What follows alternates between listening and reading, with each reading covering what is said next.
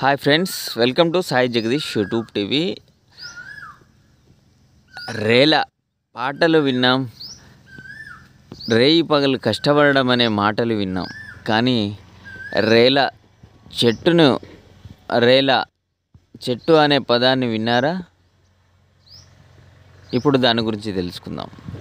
మన కళ్ళ ముందు ఉంది కదా ఎల్లో కలర్ పువ్వులు, చాలా పచ్చగా పసుపు పచ్చగా తంగేడు పువ్వులాగా కనపడుతున్న ఈ పువ్వులు ఉన్న చెట్టే రేల చెట్టు అంటారు. ఇంగ్లీష్లో అయితే గోల్డెన్ కలర్లో ఉండడం వల్ల గోల్డెన్ షోవర్ చెట్టు అని ఇంగ్లీష్లో అంటారు. కాయలు నల్లగా కనపడుతున్నాయి, అంటే ఇవి ఎండిపోయిన తర్వాత నల్ల కలర్లో అయిపోతాయి. ముందుగా ఆకుపచ్చ కలర్లో ఉంటాయి, తర్వాత పండి ఎండిపోయే దశలో నల్లగా అయిపోతాయి అన్నమాట. అయితే ఇవి ఈ రేల పూలని కూరగా పచ్చడిగా మెయిన్గా ఎక్కువగా పచ్చడి చేసుకుంటారు. అలాగే అవిసె పూలు కూడా సేమ్ ఇలానే ఉంటాయి. తంగేడు పూలు కూడా ఇలానే ఉంటాయి. అయితే తంగేడు పువ్వుల్ని సౌందర్యానికి వాడతారు. తర్వాత షుగర్ లాంటి వ్యాధులను తగ్గించడానికి కూడా తంగేడు ఉపయోగపడుతుంది.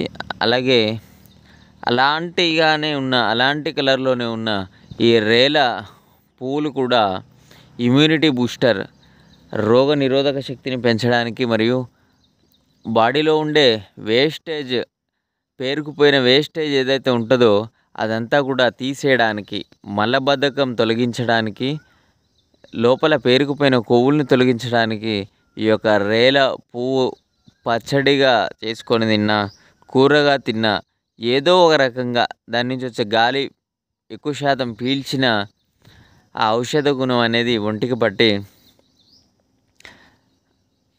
మలబద్ధక సమస్యలు అనేవి తొలగిపోతాయి. అయితే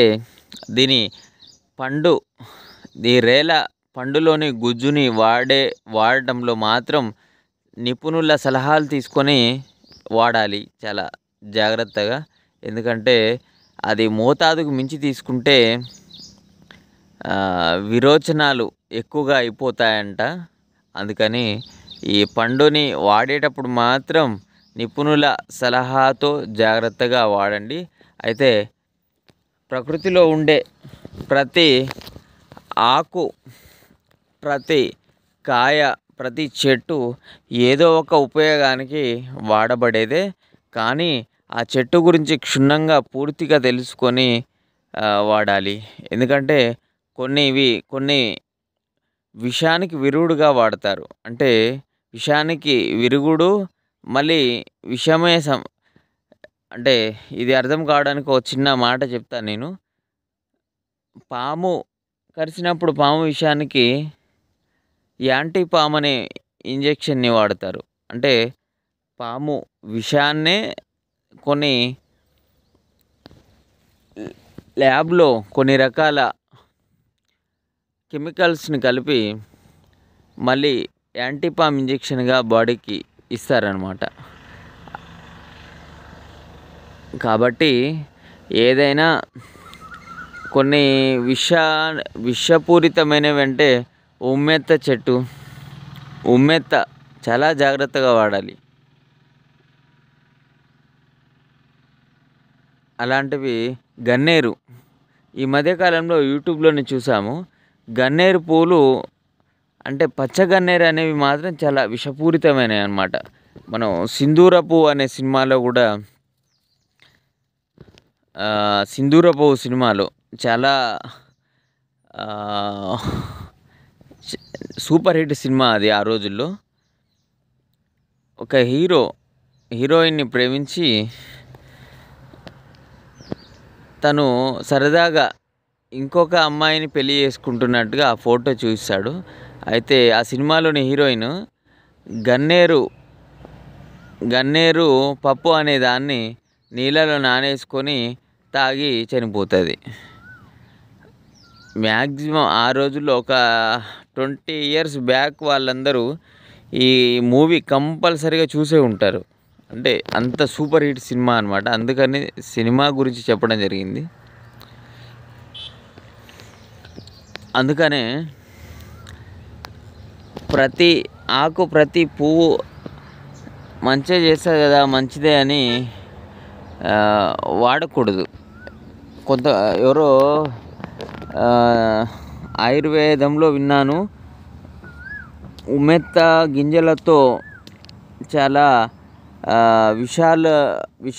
విషాలు తొలగిపోతాయి అని చెప్పి ఆయన యూట్యూబ్లో విని ఉమ్మెత్త గింజల్ని వాడడం చేత ఒక ఫ్యామిలీ చనిపోయారంట.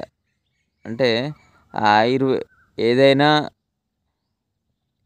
యూట్యూబ్లో విన్నా కూడా దాని గురించి క్షుణ్ణంగా మళ్ళీ పరిశీలించి వాడండి. ఎందుకంటే ఇలాంటి ఆయుర్వేదం వాడి గురించి చెప్తున్నప్పుడు చాలామంది నిర్లక్ష్యంతో పట్టించుకొని పరిస్థితిలోకి వెళ్ళిపోతున్నారు. అందుకని ఈ వీడియోలో ఇంత క్షుణ్ణంగా చెప్పడం జరిగింది. ఈ రేల పువ్వుని కూడా